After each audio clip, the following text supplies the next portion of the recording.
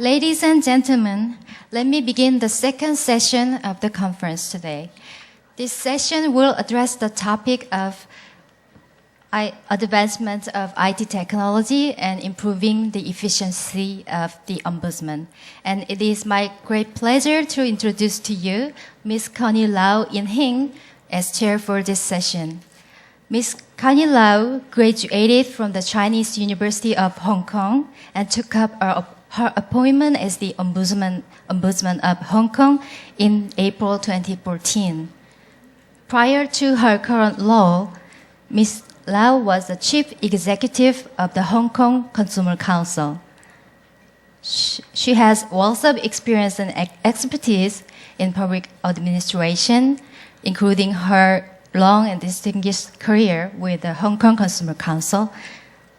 Now let me invite Ms. Lau to take the floor. Please welcome Ms. Lau with applause.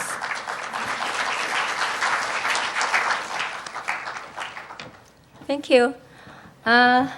안녕하세요. Good afternoon, ladies and gentlemen. Welcome to session 2, where we shall focus our discussion now on the advancement of IT technology and improving efficiency of Ombudsman. I think that is one of the most important objectives now observed by the office. Certainly, there's no argument that over the past 2 decades, the whole world is witnessing a very rapid development and transformation of IT technology. Such advancement promotes unprecedentedly the public access of information. To cope with these changes, many governments, including the Office of Ombudsman across the world, are looking for new models and also new channels for interaction with the public. And also with its IT basis that they want to build an interactive and effective organization. Today, we are very happy to have 3 speakers from Korea, Japan, and Malaysia to present to us and also to share with us their valuable experience in this regard. I understand that Mr. Park Jae-young is coming over now. So may I now first introduce our first speaker from Japan, Mr. Yosaki Sojiro. Mr. Yosaki is the director of the Administrative Counseling Division, Administrative Evaluation Bureau, that is in short, AEB, Ministry of Internal Affairs and Communication, Japan. The AEB received more than 168,000 complaints each year, requests or inquiries. Working together with about 5,000 administrative counselors and administrative grievance resolution promotion councils, which reinforce the system's independence and neutrality. This tripod structure systematically handles on a daily basis a wide range of complaints by maintaining close mutual cooperation and provides functions equivalent to those exercised by ombudsmen in other countries. Mr. Yosaka engaged in administrative counseling from 1st of April 2014 as a director. So may I now pass on the time to Mr. Yosaka?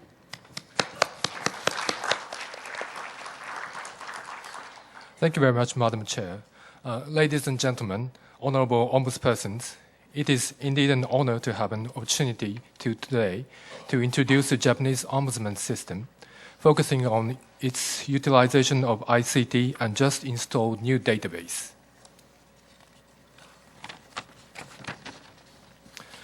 First of all, I would like to introduce outlines of the Japanese ombudsman system. We refer to it as the administrative counseling. The system has a tripod structure. As you know, tripod is, you can see the sample here and there. Tripod is a 3-legged device on which you hold cameras or video cameras and so on. And The administrative counseling system of Japan has a tripod structure. The first part of the tripod is Administrative Evaluation Bureau, AEB for short, which is one of the bureaus of the Ministry of Internal Affairs and Communications, or MIC. And I'm one of the directors in AEEs and responsible for the administrative counseling services. And the second part of the tripod is a national network of administrative counselors who are 5,000 volunteer citizens based in towns and cities throughout Japan. They are commissioned by the Minister for MIC under the provisions of the Administrative Counselors Act. AEB and administrative counselors received 168,000 complaints or requests or inquiries in total from the public in 2013 fiscal year. And the third part of the tripod is the Advisory Committee of Experts, which has a rather long name, the Administrative Grievance Resolution Promotion Council, or AGRPC.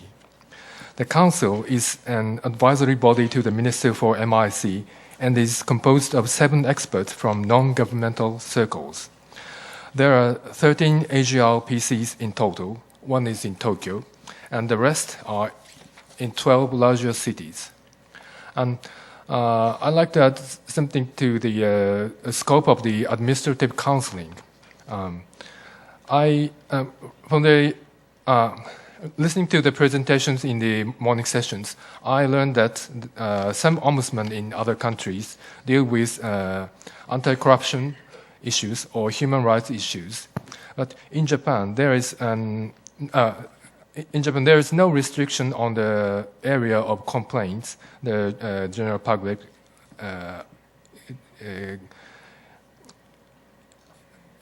go to the AEB, but we would advise the claimants to appeal to specialized organs.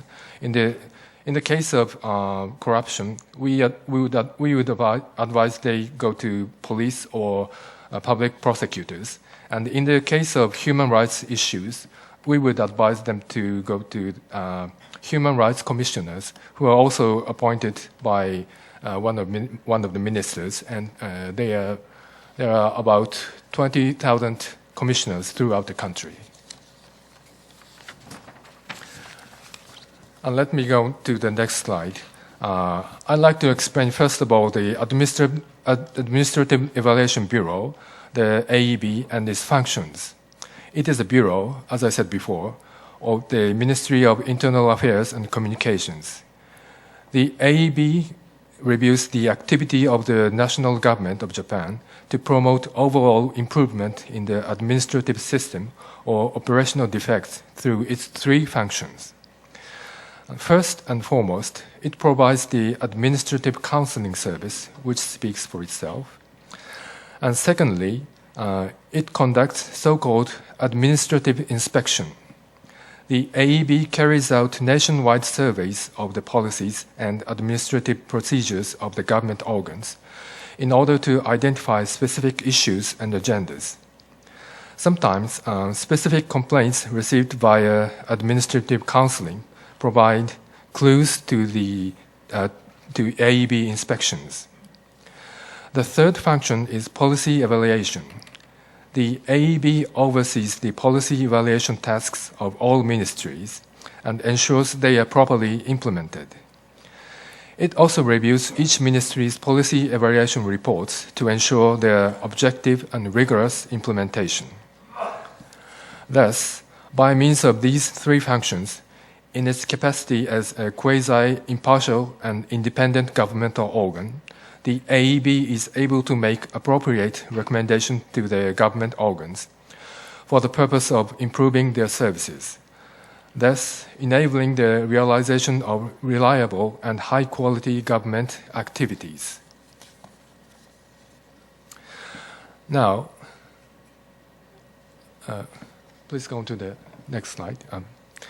Now, let me explain today's main theme, administrative counseling and utilization of ICT in its service.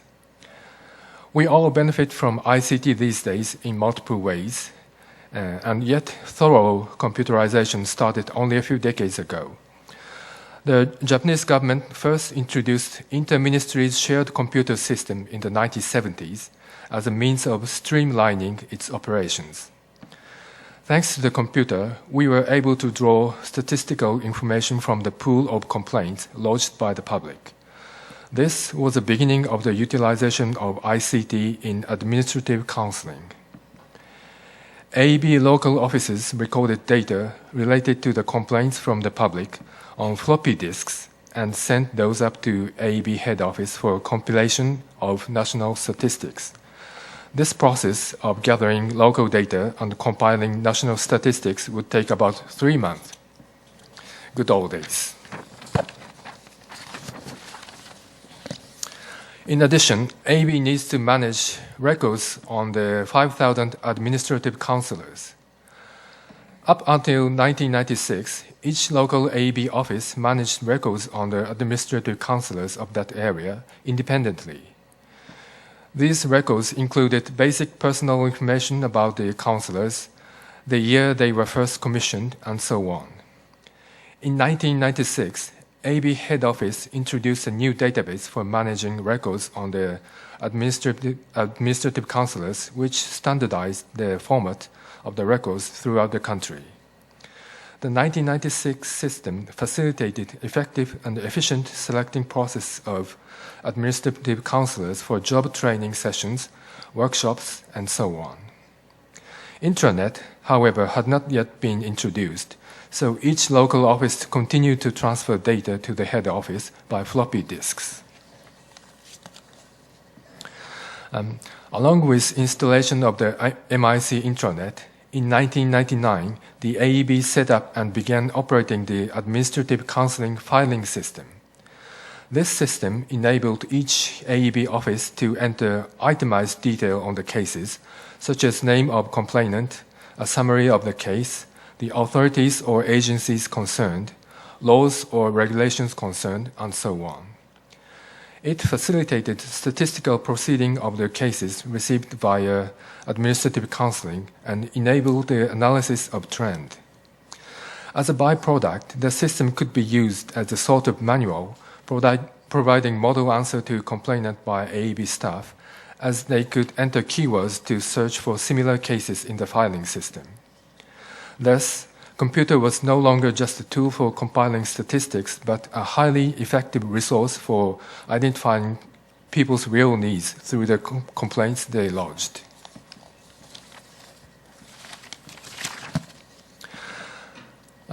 With the help of developing computer technology, in 2001, the AEB created the Administrative Counseling Database by merging the Administrative Counselors Database and the Administrative Counseling Filing System. This integrated database enabled recording of larger amounts of data with a greatly enhanced processing speed. It facilitated swift and flexible data retrieval by all the officers of AEB located in all the offices throughout the country. This 2001 database was a great progress, but there was still much room for improvement. For example, the 2001 database provided only insufficient input field for recording the substance of complaints and was equipped with limited data retrieval functions. There were demands for a sophisticated system capable of enhanced analysis and statistical processing of the complaints received. So we were determined to develop and launch an entirely new database. Now, following these stories, I'd like to talk about our long-awaited new database, which has just started in its operation this very April 2014. Its main features or improvements are, first, the database has been built on the government shared platform, which is a government-wide platform on which the majority of government systems were operated. It provides a cost-effective and optimization-based computing facility, which reduces both management and personnel workload thanks to the sharing of hardware resources. Second, It authorizes different levels of access to the data, officer by officer, enabling an increased number of people to use the database, while maintaining a high standard of security regarding the protection of personal information. Third, items entered on the database may be easily reviewed in order to enhance usefulness of the recorded information, and there is a function to attach related documents. Fourth, and the last, the database has more flexible retrieval function and more efficient aggregate analysis function, as well as a more user-friendly output function. It is composed of 4 databases. 3 are improved versions of existing databases, and 1 is newly created one. The first of the 4 integrated databases is for complaints case management. Its design is based on the former administrative counseling filing system, but with an improved retrieval function, enabling additional information to be typed in. On the screen, newly added items are written in red text. Let me pick up some other improvements. The previous system allowed case summaries of no more than 2 lines, while the new database accepts summaries of up to 70 lines. The most distinctive newly added feature is a facility which pinpoints where and how a case file was opened. This function enables analysis on which to find more efficient ways of receiving people's complaints. This function also enables to manage the processing time of each case. If a case hasn't completed in 2 weeks or more, the database will indicate that and urges officials in charge prompt processing. The second database is for managing administrative counselors.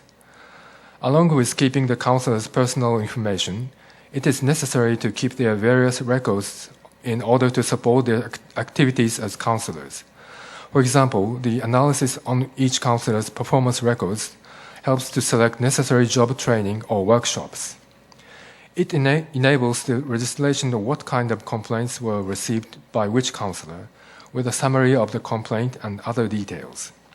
It also enables to record the number of cases dealt with by each counselor and other activities related to the service, such as giving lectures in schools, participation in PR events, writing articles for the mass media, and so on. The third database relates to Article 4 suggestions.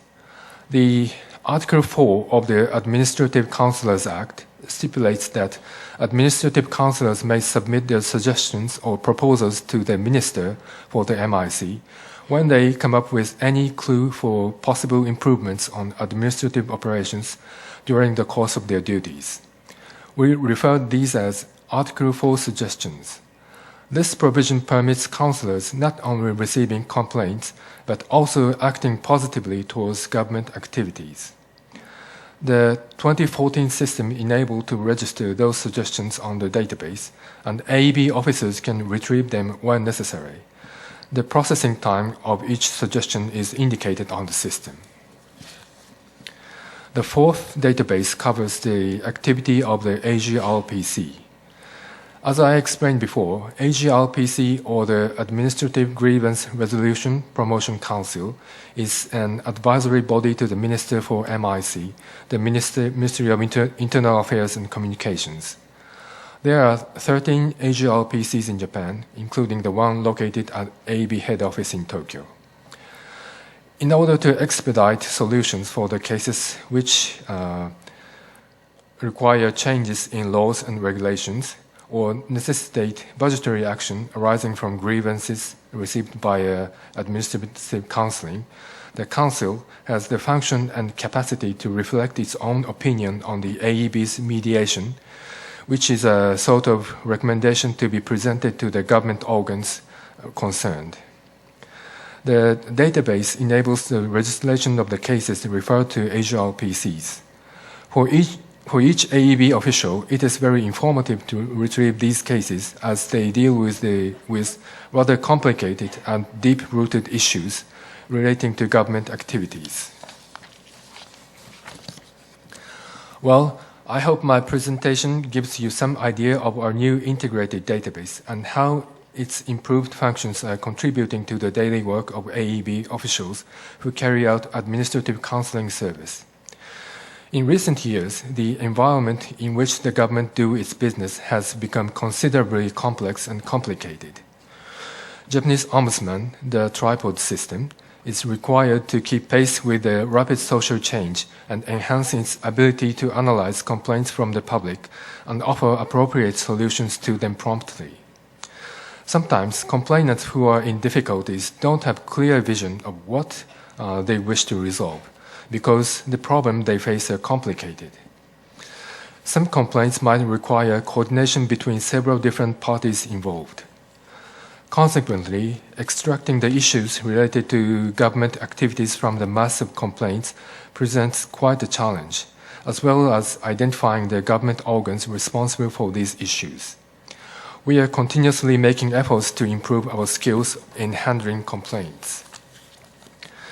Fortunately, our new administrative counseling database provides us a solid foundation on which we carry out our tasks more effectively and efficiently. It also enables us to maintain high standards in handling complaints. Let me show you some examples. When an official registers a case on the database, various formatted items appear on the screen and guide the official to the relevant complaints which are already on the database.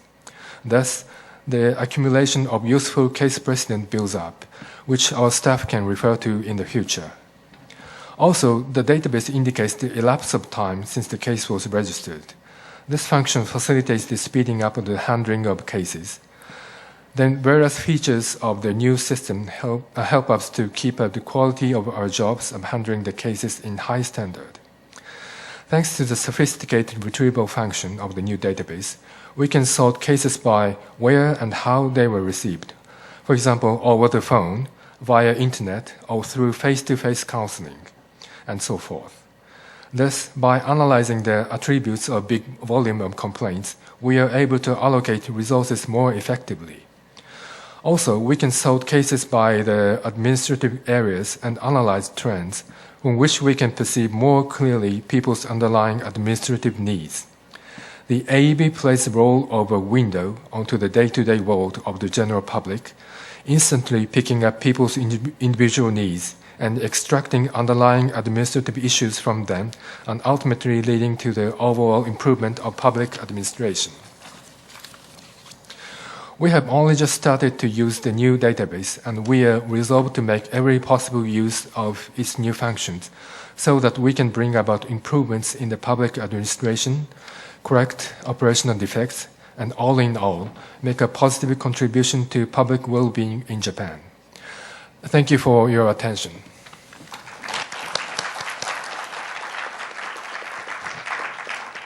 Thank you very much, Mr. Yoshikai. I think data is always a source of wealth to organization. So proper management of data could help a lot the organization. Japan's administrative counseling database system, which is established on its tripod structure, integrated valuable data from a wide spectrum of sources at different levels. So I can see the Administrative Bureau of Japan pays much endeavor in developing new functions of the system. This is certainly for the benefit of the citizens. So thank you very much again. Now it comes to our second speaker from Malaysia, Ms. Mahani Tan Abdullah. Mahani, she asked me to call her first name, if I may.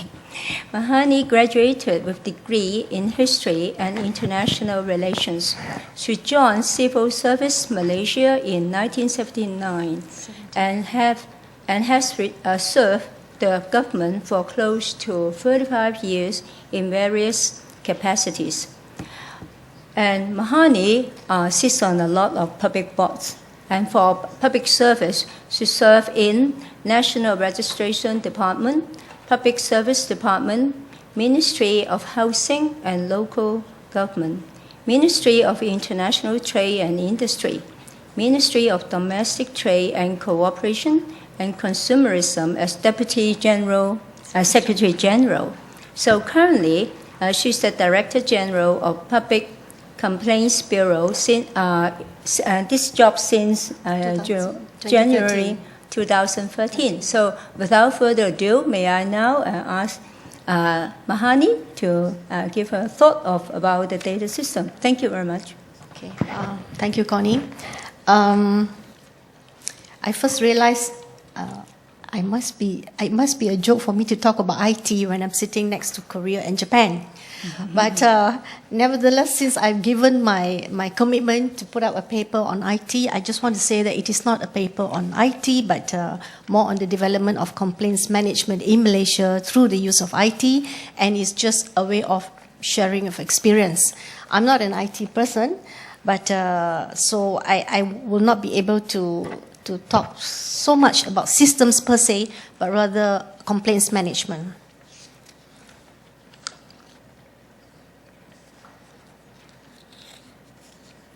Okay, the global development and current demand of ICT has mandated a wider adoption on the use of IT in the different mainstreams of life, namely in education, industries, commercial and private sector, as well as the public sector. The emergence of IT literacy has changed the socio-economic and political environment, becoming pervasive elements and permeating every fabric of Malaysian society. The government has invested heavily to introduce or to develop several initiatives to promote the use of IT, including services provided by the government to the public at large. And the government, in 1996, Malaysia first developed the Multimedia Super Corridor to provide the platform to build a competitive cluster of local and international ICT companies and ICT facilitated businesses, leading to rapid changes in IT industry, literacy, and awareness. Under the flagship of the Malaysia Multimedia Super Corridor program, electronic government or e-government was introduced with a vision to transform administrative processes and service delivery through the use of IT and multimedia. And the Malaysian Public Sector ICT Strategic Plan in 2011-2015 was created to accelerate the empowerment of the public sector digital transformation to face the challenges of an ever-changing service landscape. Now, the Public Complaints Bureau has come forward to take responsibility in introducing the use of IT through a comprehensive public complaints management system in handling complaints. Now, as a little bit of background, am I supposed to do? Okay. Next. Yeah, okay. The next one, I have to. Oh, I'm supposed to do that. Yeah, I told you so. Okay. Okay. A little bit of background history. The Public Complaints Bureau was established in 1971, and with the objective of being a monitoring body or a watchdog to ensure efficient, effective, and fair administration. Public Complaints Bureau functions as a link between the government and the public, as well as to provide an avenue for the public to lodge complaints and on their dissatisfaction towards any form of public service delivery. It is important that I put out here, that I clarify here that we do not have an ombudsman in Malaysia, and the Public Complaints Bureau is as close as you can get. We are not created by an act, but rather by a government circular, and we have two very important circulars in 1992 and 2009, whereby we provided for the establishment of a public complaints management system in order to resolve public complaints more effectively and efficiently. And in 2009, we specified that every government department must have senior officers at the level of at least Deputy Secretary General or Deputy Director General or the Deputy State Secretary to monitor and manage public complaints in their respective agencies. This circular also requires that public complaints be made a permanent agenda in the management meetings of all agencies. They need to discuss complaints that are received by agencies. Of course, complaints can be received through many channels, just like in any other country, I believe. Yeah? We have email.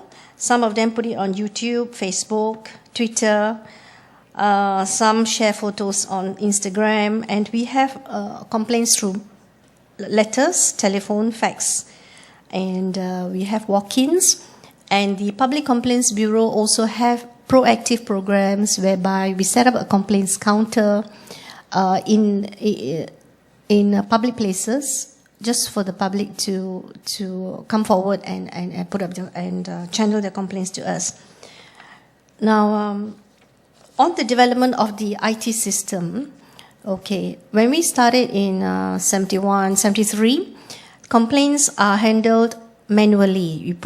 We open up files, and you need to document it. You need to have a proper filing system, and everything is manual. In 1999, we had a so-called computerized public complaint system, but this system it's not e-filing, but it's e-filing, meaning complaints that are received by phone or letter, we key into the computer, and after that, the processing is all done manually. But at least we have a record on computer of the complaints that are received. It's only in 2004 that we had a complaints management system, whereby there's an electronic online complaints management with new features for receiving, investigation, and resolution of public complaints. That was in 2004, and records are kept and referred to systematically in real time and in any place. In 2004, we also, through our system, the public can complain online. And we found that more than 50% of the complaints are actually through email. With the PCB having such a system, the public can actually log on to our website and immediately file a complaint. Through this system, too, PCB could monitor the complaints that are received, and once it's resolved, it will be closed online, and the complainant can actually monitor the status of complaints, so whether it's resolved or not resolved. And the system also enables us to do analysis, a little bit of analysis, and it allows us, now when we generate reports, we can see that when a complainant put in a complaint, he has to categorize, is it because of no service or delay in delivery of service? Is it a problem with the policy of the department? Is it a problem of enforcement? And the complainant can actually tick what type of complaint it is. So through that, we could analyze what are the types of complaints that Public Complaints Bureau received.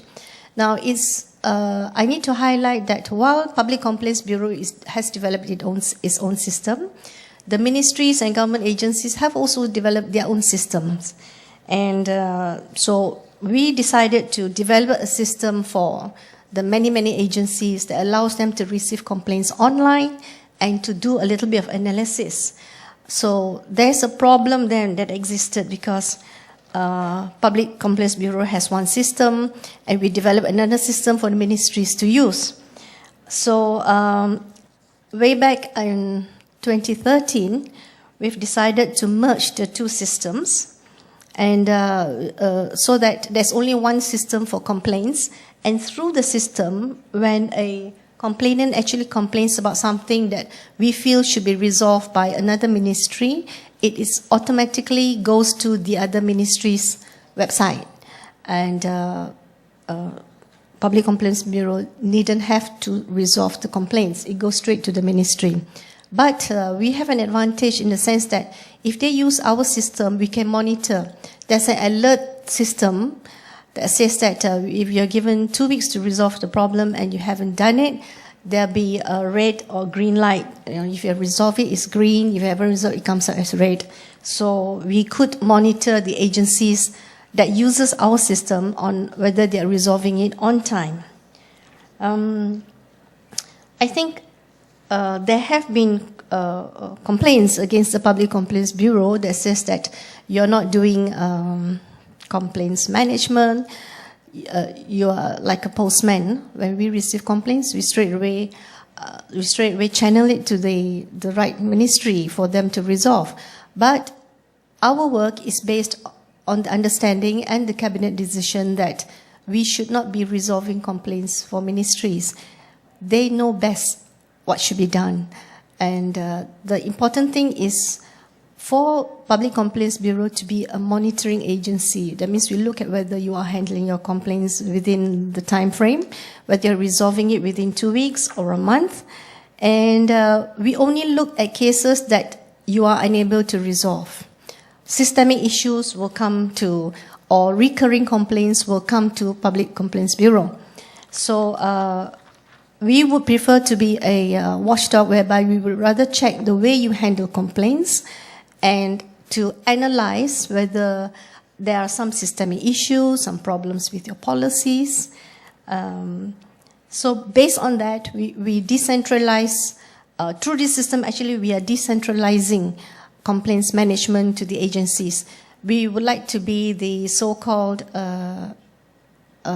expert to provide advice on how to manage your complaints rather than Public Complaints Bureau coming in to resolve your complaints. So we make agencies responsible and accountable for their own complaints. Okay? Now, in 2013, last year,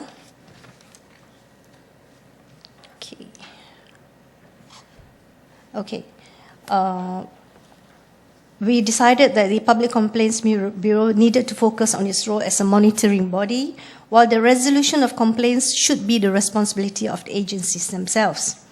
So, in line with this decision, we also developed a new guideline on improvements to complaints management in the public sector in 2013. Now, the guideline is currently being implemented on a pilot project basis in 5 agencies and scheduled to be fully implemented by all agencies in 2015. Now, according to the new guideline, the role of Public Complaints Bureau will be to look at second-tier complaints monitoring. We look at medium complaints. We actually empower agencies on complaint management system. We conduct inspections and auditing exercise on the agencies.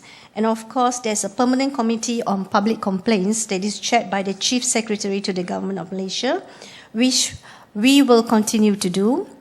And we will be providing training and advisory services on how to better manage complaints to the agencies.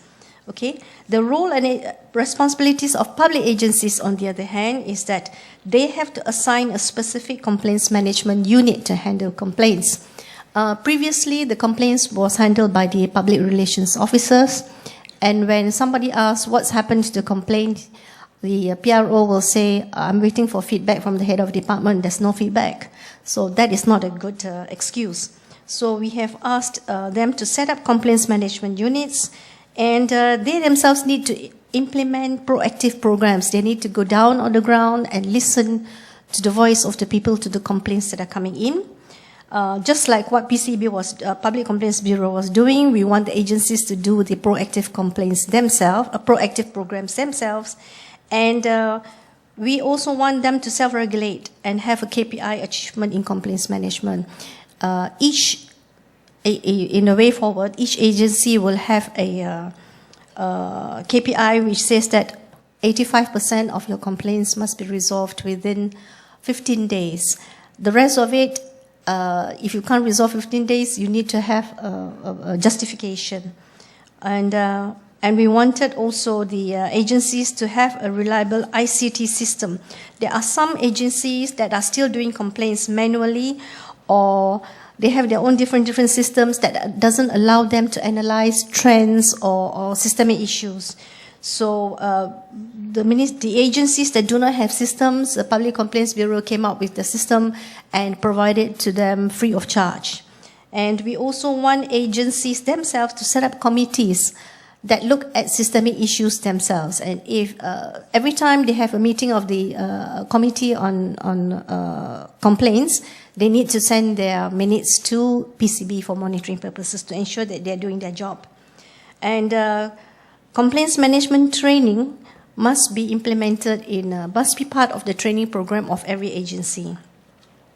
Now, in line with this, in line with the decision for PCB to serve as a monitoring watchdog, the system has to allow us to be able to monitor. So,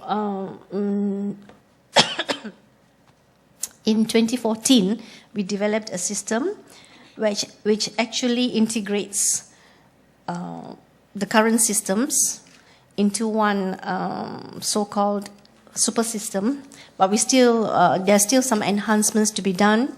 And through this system, it will be a uniform, integrated, and standard complaints management system.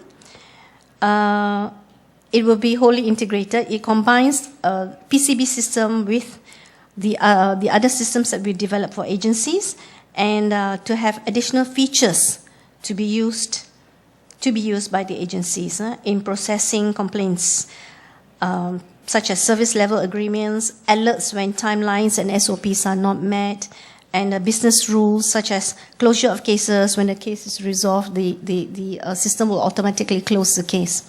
Okay. The system also will assist agencies in managing complaints faster and enable data to be stored, which will greatly reduce complaints overlapping, and it can be dealt with more systematically. Through this system, every single public complaint can be analyzed to study the root cause of complaints, so that policy improvement measures or work procedures improvements can be carried out. Now, this in turn will enhance the ministry's services and productivity. Now, part of the objective of Public Complaints Bureau is to enhance public service delivery through a innovative complaints management system. Now, apart from that, complaints management activity will become easier with the existence of information sharing facility. Now, one of the key features of this, main feature of this system is that a complainant can actually log on to the system and look at the status of his complaints, where it is at. Previously, our system just said whether it's closed, resolved, or not resolved, or still under action. So now, with the new system, the complainant can log on to the system and look at where exactly the status of his complaints. And among agencies, we can share information. I don't know whether we are advanced as Japan or not, but there will be details of the complaints that we can share among agencies. And if a complainant sent a complaint to you by mistake, say he doesn't know this complaint should come under the Ministry of Housing or the Ministry of Works and Department, then through the system, that agency can actually channel it to the correct agency. Because we used to have, now so we still have a no wrong door policy. Anybody who sends a complaint to you, you have to accept it. And if it's not within the purview of your department, you can send it to the right department. Okay? We also have real-time and more integrated database information sharing. And ultimately, we should be able to, you see, the thing is, for Public Complaints Bureau, we need to monitor how they are doing complaints, and it's through system. The only thing is, of course, we need a super admin system that requires a lot of money, and we are doing it in phases right now, and it's not fully complete yet. We are just doing it with a few agencies, and there are some serious challenges when you want to have a system like that. A system where Public Complaints Bureau can monitor whether agencies are doing their work or not. It's only through this monitoring that we can go down on the ground and verify for ourselves whether a problem or an issue really exists in a certain agency. The challenges in creating and getting them on board the system is that agencies will be reluctant to migrate or integrate their existing systems with that of the Public Complaints Bureau, as this involves sharing of all information and data on complaints. There's also the issue of financial constraints to integrate all systems, and agencies would have spent money. They will always say that our categorization of complaints is different from theirs. The Ministry of Trade will say, I deal a lot with complaints on licensing, on the price of goods, pricing issues, so which is different from what is faced by the Ministry of Housing. So the difficulty is to get everybody on board and to integrate their systems with the Public Complaints Bureau system. And of course, as with all IT, there will be downtime when there are problems with internet, speed of network, and so when there is a downtime, if you have a lot of IT, you are reliant on a lot of IT systems. Sometimes you can't work when you can't open up the system. And that will be used as a reason why they can't link up with the Public Complaints Bureau system. Okay, and of course we need commitment from top management and integrity of users in implementing the system. We recently asked the Ministry of Health and the health departments and hospitals to actually use our complaints management system. And when we checked, we found that some of them are manual complaints received by through the mail and through letters have not been keyed into the system.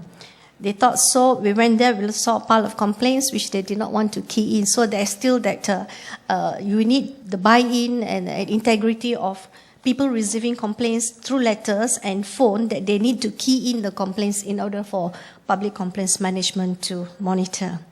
So with that, these are the challenges faced by Public Complaints Bureau. And with that, I would like to conclude that people, process, and technology, you need the three.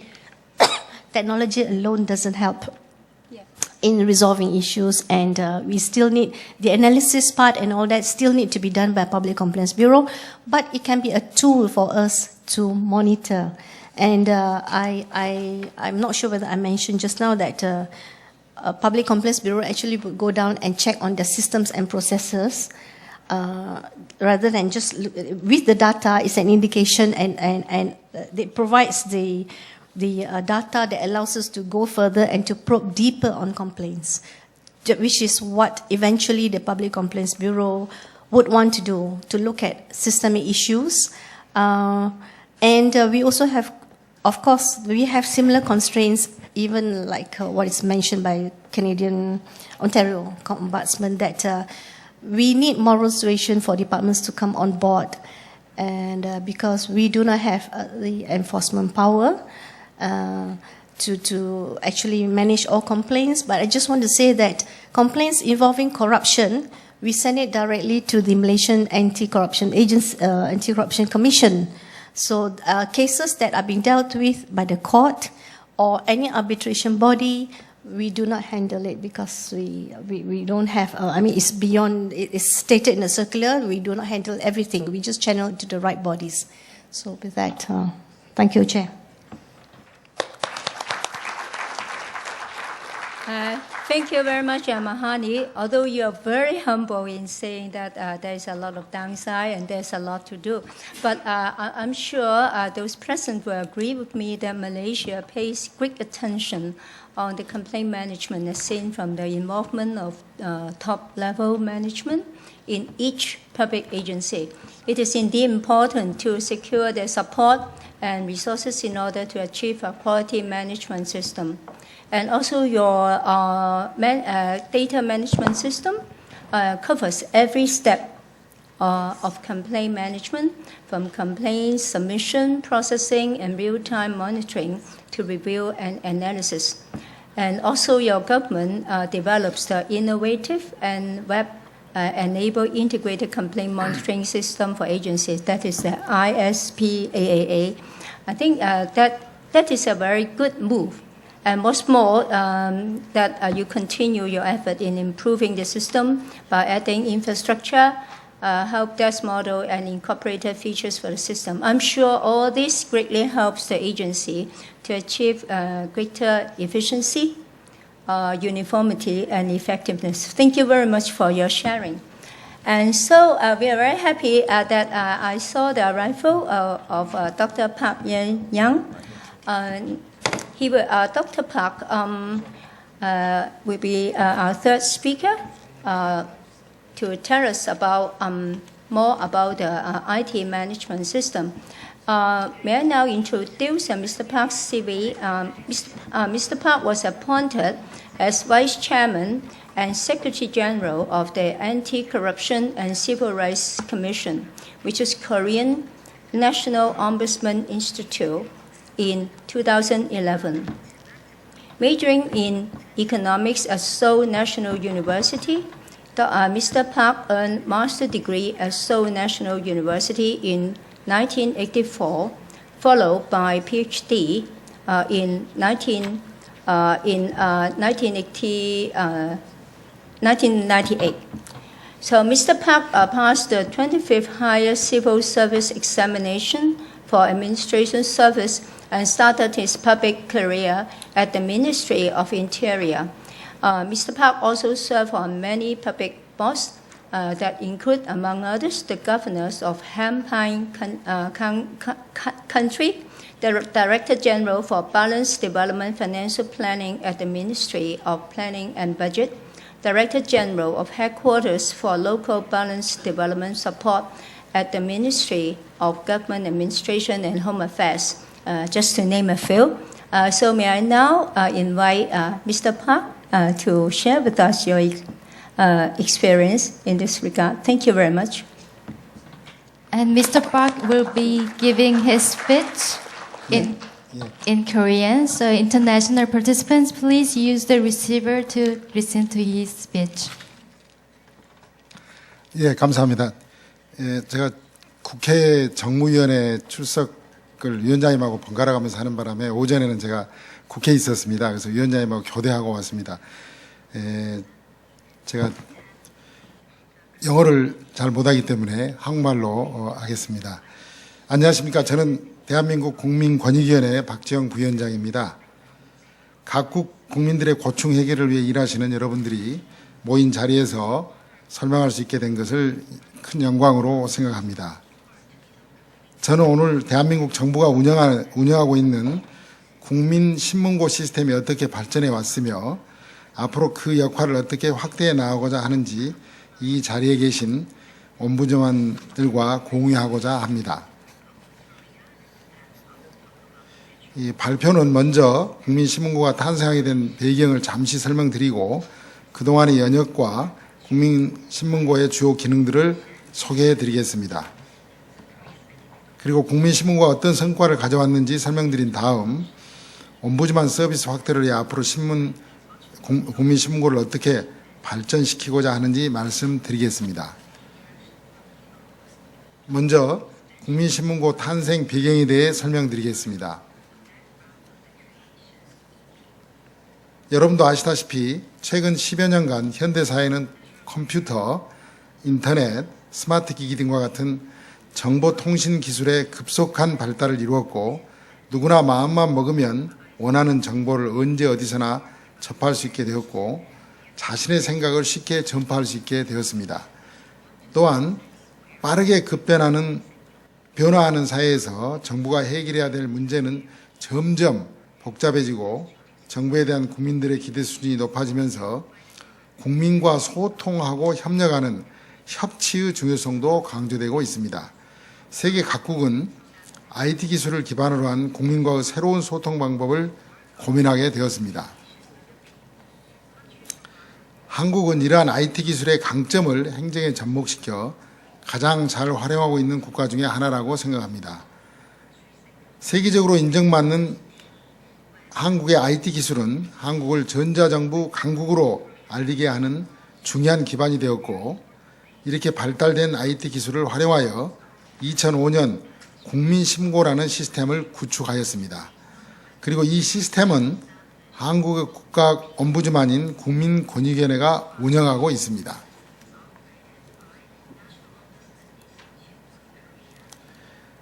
국민신고라는 이름은 약 600년 전 조선시대에 대궐 문 밖에 걸어두고 백성들에게 억울한 일이 있을 때 두드리도록 하는 신문고라는 북의 이름에서 유래하였습니다. 당시 백성들은 관청에서 해결되지 않는 어려움이 있을 때 신문고를 두드려 왕에게 직접 호소할 수 있게 되었고, 백성이 친 북소리를 듣고 왕은 백성의 억울한 사정을 직접 듣고 해결해 주었다고 합니다. 이렇게 국민의 억울한 사정을 듣고 해결해 주던 신문고 의미에 IT 기술이 융합되어 탄생한 현대판 신문고가 바로 국민신문고입니다. 다음은 국민신문고의 영역과 기능을 설명드리겠습니다. 국민의 입장에서 보면 행정기관이 분야에 따라 수없이 다양해지니 어떤 기관에 민원을 접수해야 될지 잘 모릅니다. 또한 행정기관은 자신의 기관에 해당하는 민원이 접수되면 적합한 기관을 찾아 일일이 우편으로 보내야 하고 이 사실을 민원인에게 안내해야 합니다. 만약 여러 기관이 함께 처리해야 할 민원이 발생하면 처리하기는 더 복잡하고 어렵습니다. 국민신문고 탄생은 이렇게 복잡해진 행정으로 가중되는 국민의 불편에 비해 높아진 국민의 기대 수준은 충족되지 못하는 현대 행정 환경의 딜레마를 해결하기 위한 고민에서 시작되었다고 봅니다.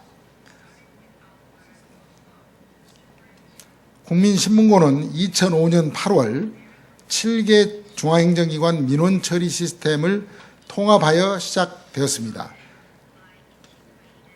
2006년 모든 행정기관 및 관련 시스템, 재공관의 민원 시스템을 통합하고 2008년 2월에는 지방자치단체와 주요 공공기관과 연계하였습니다.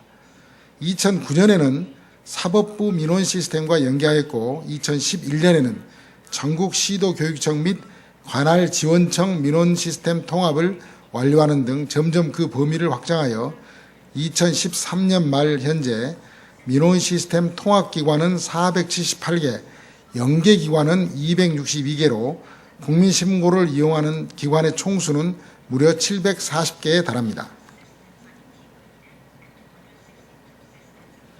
각 기능별로 정도 차이는 있지만 국민신문고는 이렇게 민원을 중심으로 제안, 토론, 신고와 관련한 각 행정기관의 시스템을 통합 운영하고 있습니다.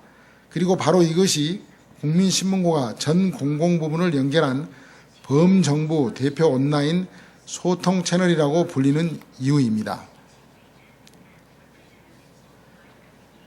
국민이 국민신문고를 이용할 경우 진행되는 과정을 간단히 설명드리겠습니다. 예를 들어 국민이 민원이나 제안을 신청하면 가장 잘 처리할 수 있는 기관에서 접수하여 처리하게 되며 이 중 2차 민원, 즉 옴부즈만에게 해결을 요청하는 고충민원은 국민권익위원회로 분류되어 국민권익위원회가 직접 조사 후 처리합니다.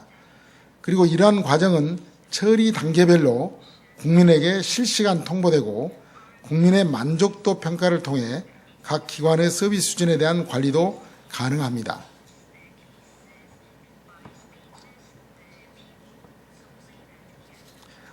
지금부터는 국민신문고의 기능들을 구체적으로 살펴보겠습니다. 먼저 민원은 해당 기관에 대하여 처분 등 특정한 행위를 요구하거나 부당한 행정행위에 대해 시정을 요구할 수 있는 기능입니다. 국민들은 각종 정부기관에 불편한 점이나 요구사항이 있을 때 여기저기 찾아다닐 필요 없이 국민신문고 시스템에만 접속하여 신청하면 소관기관으로 분류 처리되고 그 결과를 국민에게 통보하는 원스톱 서비스를 제공받게 됩니다.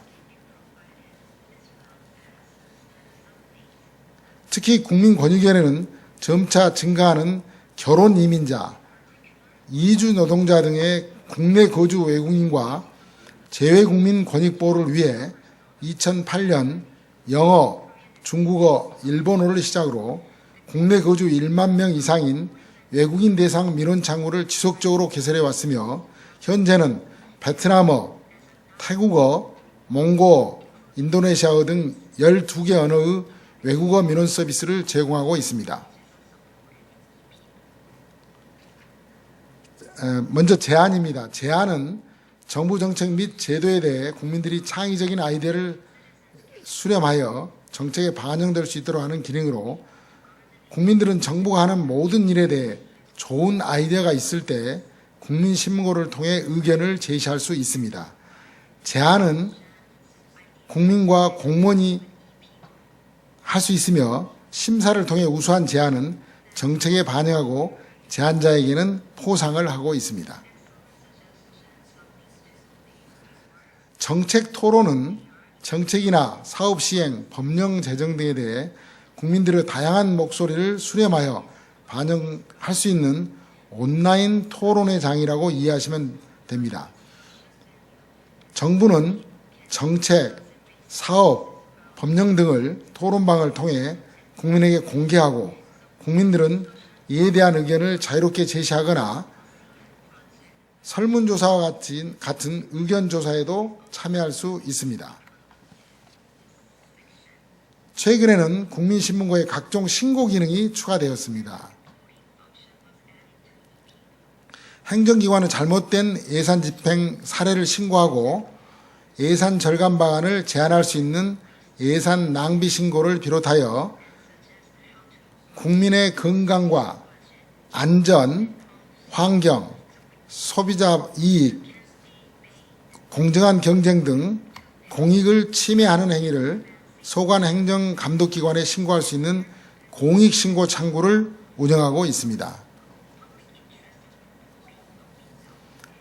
또한 스마트기기 확산에 따라 국민들의 모바일 활용이 증가하는 상황에 발빠르게 대처하기 위해 민원, 제안, 신고, 토론 등의 국민신문고 주요 기능을 모바일로도 개발하여 제공하고 있습니다. 이를 통해 시간과 공간의 제약을 뛰어넘는 유비쿼터스 민원행정이 가능해졌습니다. 국민들이 현장성이 높은 민원 등에 대해 스마트폰으로 사진과 동영상을 바로 첨부하여 신청하면 담당 공무원은 조치 결과를 사진으로 찍어 통보하는 등 새로운 민원 처리 문화를 만들어가고 있습니다. 이제 그동안의 국민신문고 운영 성과를 설명드리겠습니다. 지난 9년간 국민신문고의 기능과 규모가 확대되고 그 편리성이 국민들에게 알려지면서 국민신문고에 대한 국민들의 인지도는 2006년 26.8%에서 2013년 60.8%까지 크게 상승하였고 이로 인해 국민신문고를 통해 접수되는 민원도 매년 큰 폭으로 증가 추세를 보이고 있습니다. 2006년 40만 건으로 시작한 민원 접수 건수는 매년 증가하여 2010년 2배인 80만 건을 넘었으며 2013년에는 152만 건의 민원이 접수 처리되었습니다. 또한 민원 처리 시스템 운영으로 민원의 처리 기간은 오히려 단축되어 일반 민원인 경우 2006년 7.8일에서 2013년 6.3일로 복합 민원인 경우 2006년 14.4일에서 2013년 7.3일로 약 2분의 1이 처리 기간이 단축되고 있습니다.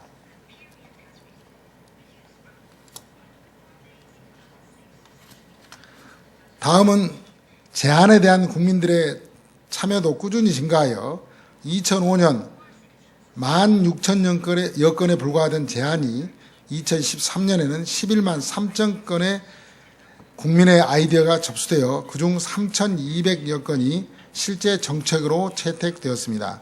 최근에는 온라인 토론의 장인 정책 토론 창구도 활성화되어 지난 한 해 1,360여 건의 정부 정책에 대한 다양한 국민들의 토론과 의견 조사가 이루어지기도 하였습니다. 잠깐 물을 한 잔 마시고 하겠습니다. 감기가 걸려가지고 목소리가 원래 제가 목소리가 좋은데 형편없습니다.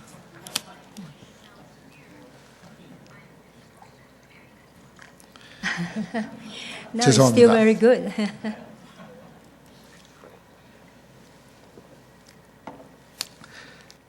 먼저 국민신문고의 성과를 설명드리겠습니다.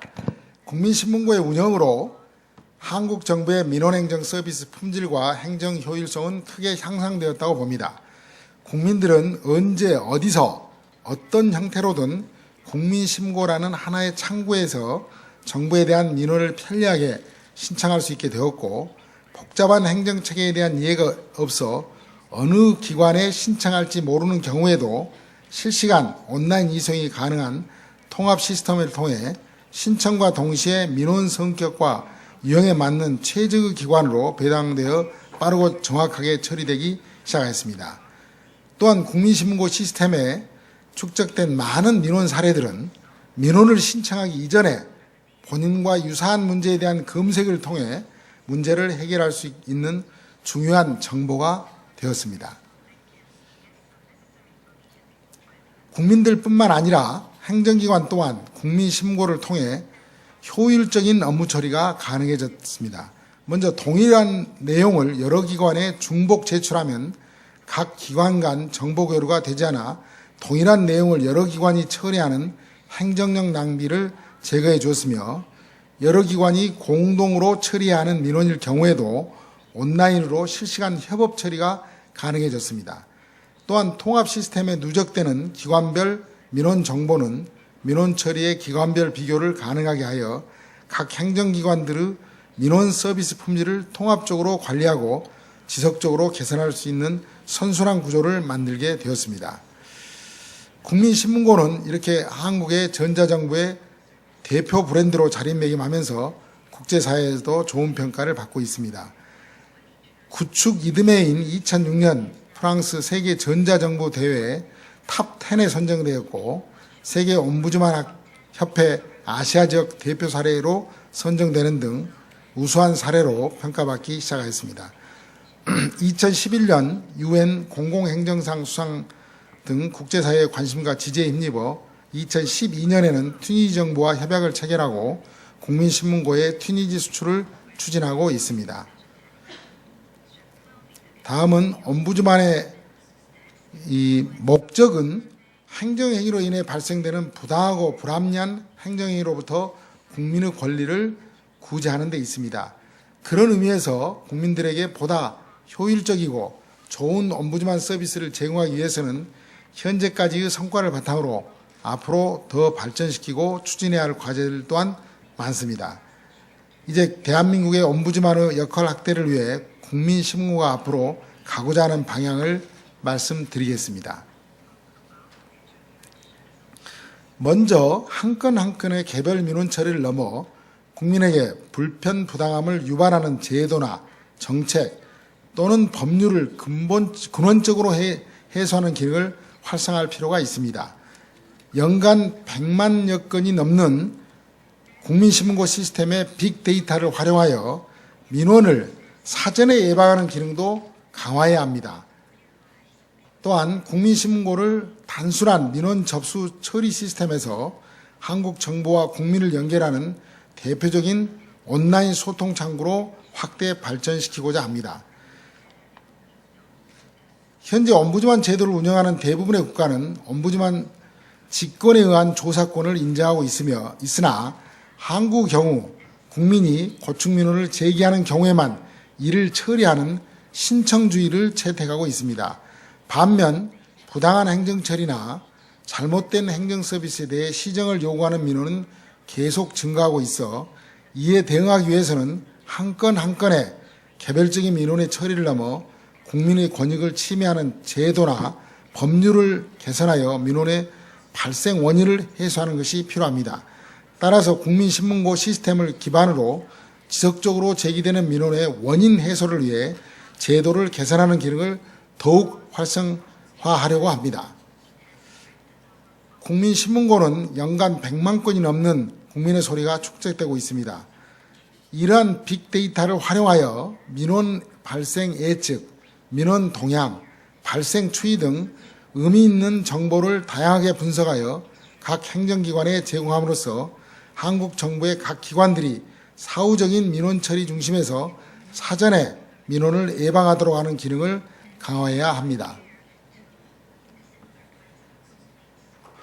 국민권익위원회는 연간 100만 건이 넘는 국민신문고 시스템의 데이터를 활용해 민원 발생을 예측하고 사전에 예방하기 위한 민원 분석 시스템을 개발하였습니다. 민원 분석 시스템은 국민신문고, 120 콜센터 등에 접수된 국민의 소리를 종합적으로 분석하여 정책에 활용하도록 지원하는 시스템으로 2014년부터는 민원 조기 경보제를 운영하는 등 최근 들어 조금씩 가시적 성과를 나타내고 있습니다. 민원에 담긴 국민의 소리와 요구와 소리에 귀 기울여 각 행정기관이 정책을 수립 추진할 수 있다면 민원의 예방뿐 아니라 필요한 사회적 분쟁도 예방할 수 있을 것입니다. 정부 정책 방향과 국민의 의견이 일치하지 않을 경우에는 집단 민원 발생, 사회적 갈등 유발 등 오히려 심각한 국가적 손실을 초래하기 때문에 국민이 참여하면서 정책을 완성하는 것은 현대 행정국가에 있어서 민원의 해결만큼 중요하다고 봅니다.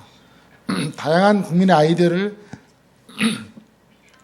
정책으로 실현시킬 수 있도록 제안을 활성화해야 하며 정책 토론을 국가 정책에 대한 대표적인 토론의 장으로 정착시켜야 합니다.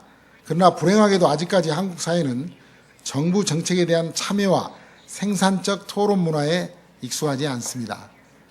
따라서 국민들의 적극적인 참여를 이끌어내고 소극적인 행정기관을 변화시키는 것 또한 앞으로 국민권익위원회가 풀어나가야 할 숙제 중 하나라고 생각합니다.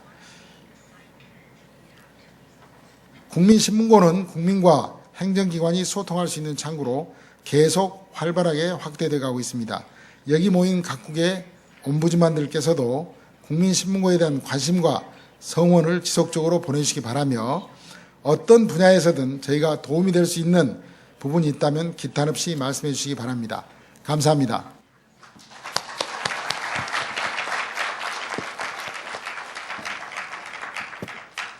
Thank you very much, Mr. Park, for your excellent presentation. E-People, the one-stop channel for complaints conducted by ACRC of Korea, is in fact renowned in the ombudsman area. And no wonder it won the prize at the UN e-government assessment for the past 3 years and many other international prizes in recent years. Apparently, this platform is well received by local people too, noted from its big jump of recognition rate to 60.8% from 26.8% in year 2006. The merits of this e-People not only reflect on its rising figures of complaints, but also the incredibly high figures of proposals from the citizen on government policies. I heard it's about 1 million. It's unbelievable high. It indeed serves as an effective bridge between the citizen and the government and enables the government to derive policies and systems that meet the people's need. So we are very happy that our three speakers share with us their valuable experience on the IT development in various aspects. So I would like to, before I thank the speakers, I would like to see whether there will be questions from the floor. So I now invite questions from the floor. Any questions from you? And as a rule, please let us know your name and also the name of all your organization that you are working or liaising with. Thank you.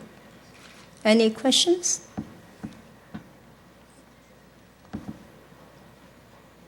Yes. Yes, hello. I introduced myself this morning, but my name is Marcos Mendiburu from the World Bank in Washington, D.C. I have two questions. The first one is for all three speakers. In this era of open data, you mentioned you have a lot of data that you are collecting. How open this data is? Could it be made available to people, to citizens, to consumer protection agencies, to the private sector to be reutilized, manipulated and visualized? As there are many civic technologies these days using a lot of data sets. So I would like to understand whether this is possible and if there are some privacy issues that have to be taken into account. So that's the first question. And the second question for the presenter from South Korea about, you mentioned that you are collaborating with a few countries, including Tunisia, and we are working on governance reforms in Tunisia. And I wonder how you are discussing that adaptation of this platform, because of course Tunisia has less internet penetration than Korea, right? So what are the challenges to transfer this kind of tools in other developing countries that may not have the resources in terms of internet penetration, etc., that Korea has?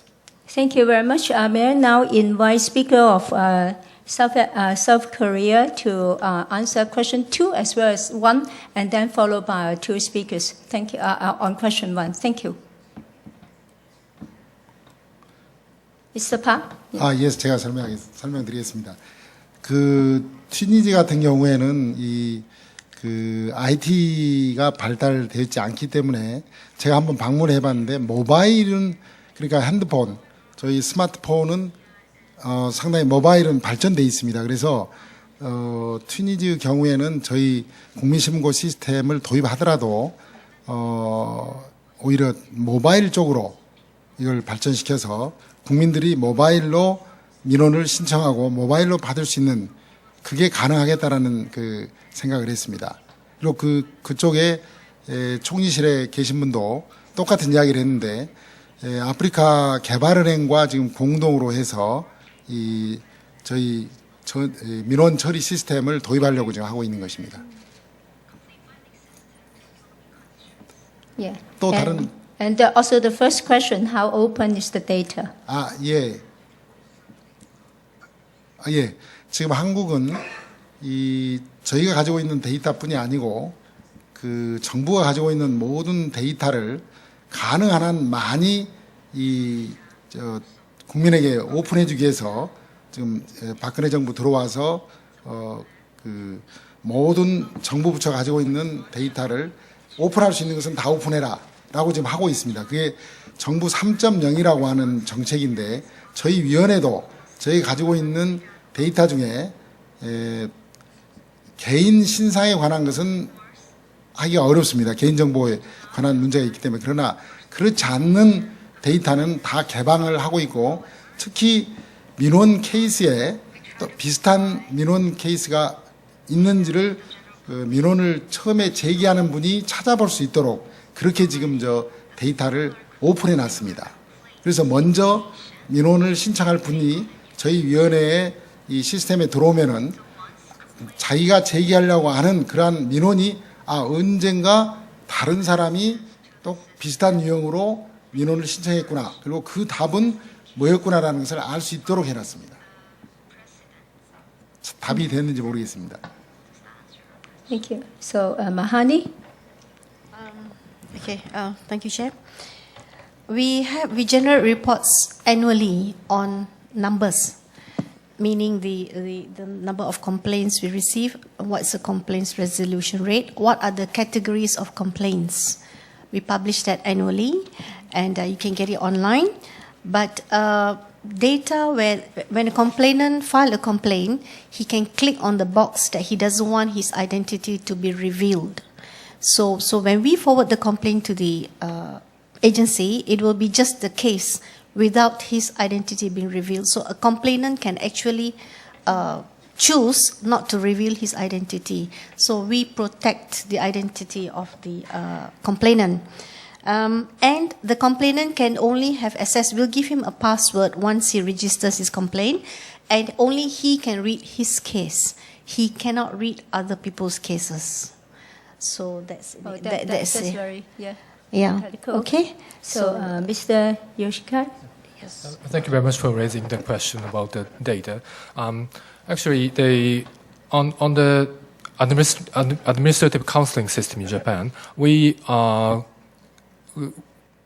get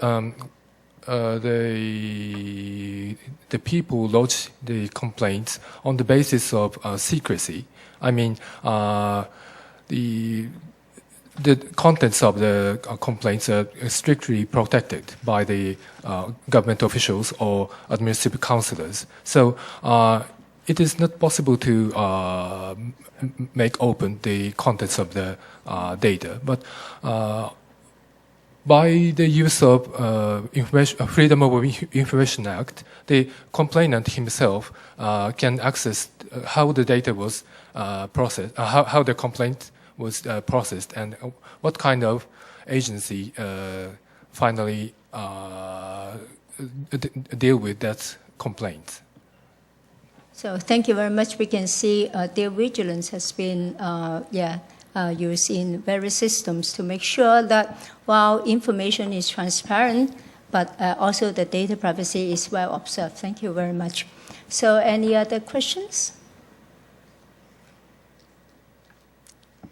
Yes? Madam Chair, I have a question for Madam Abdullah. I'm Tony Ma from Hong Kong. Madam Abdullah, you mentioned that under your new guideline, the role of the PCB has changed. And you mentioned the two terms. First, second-tier complaints monitoring, and secondly, empowering agencies on public complaints management. What exactly do you mean by the two terms? Empowering agencies. Okay.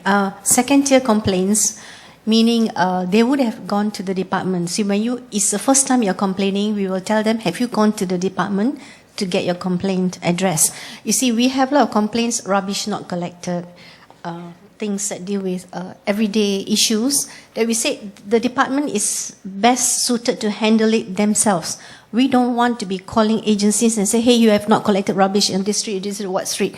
It shouldn't be our job. We should be doing more monitoring because they should be able to handle their rubbish contractors. So, but if they have written to the department and nothing has been done, so there's a pile of sand there, 6 months it's been there, it's not collected, then they can come to us because they said they would have complained to the agency and the agency do not respond, then they'll come to us. And then that's where we'll tell them that where have they gone wrong. How that means their complaints management system is not efficient. So that will be a trigger for us to go in and say, how come you are not following your SOPs? Okay, so that is one. That's called second-tier complaints. So if it's the first time you're complaining, you go to the agency. We need to educate them. We don't want to be looking at rubbish and street lights not working. Okay. The other one is we call it empowering agencies because we noticed that a lot of agencies do not have a comprehensive complaints management system. They only have it with Public Complaints Bureau, and they tell everybody you go to Public Complaints Bureau. And we are small. There is no way we can handle complaints like, so now we are receiving only 1/10 of the complaints as second-tier complaints. So if we receive about 8,000, we think there are about 80,000 complaints that goes to the agencies themselves. So we empower them, we teach them, we give them the guideline, and we make them follow the SOPs on complaints management. So it's one way that moral suasion, we say we are empowering you to handle your complaints. In other words, we are making them accountable and responsible for their own complaints. But if they can't resolve an issue and it keeps on repeating, that's where we will come in. Okay, that is the way to go because we are getting smaller and smaller, so we can't be managing this kind of things for them. So it's convincing them to say we're empowering you to handle your complaints. We become like a consultant or we are so-called experts on complaints management. We tell you what are the international best practices and guidelines on complaints management. We do mystery shopping, and if a complaint keeps on coming up, we do go down and we have an inspectorate services and we audit them on complaints management. So that is the way forward for us. Thank you. Thank you. So if I may follow up your question, Mahani, you mentioned in your presentation, just connecting with Tony's question, you mentioned in the presentation that your authority, your source of authority comes from not by statute, but just come from a general circular. So what happens if these agencies are not following with their due diligence or simply not following the guideline? Will there be sanction and also penalty onto this, aside from your convincing, your empowerment? Yeah, the only person we fall back on is the Chief Secretary to the government. He's the highest civil servant in the government, civil servant. and he sits in the cabinet committee. He's an advisor on government affairs to the cabinet. So he sits on our committee where we report to him which ministry are the laggards they are not following. So the whip is from him. So he will call up the ministry and say, you're not doing your work. So that is our only fallback. Of course, you see, the problem is we do not like to tell on our fellow government servants. So that is a weakness. Sometimes we are a bit hesitant. We'll tell them to resolve it before it goes up. Okay, so that is. So it really works even without the yes, because the chief secretary will decide on promotions and demotions as well. So that's how even more effective. We keep keep tabs on government servants. Yeah, thank you. So very interesting. So any other questions? We don't have too much time, and I would like to see that you will treasure this good opportunity to ask.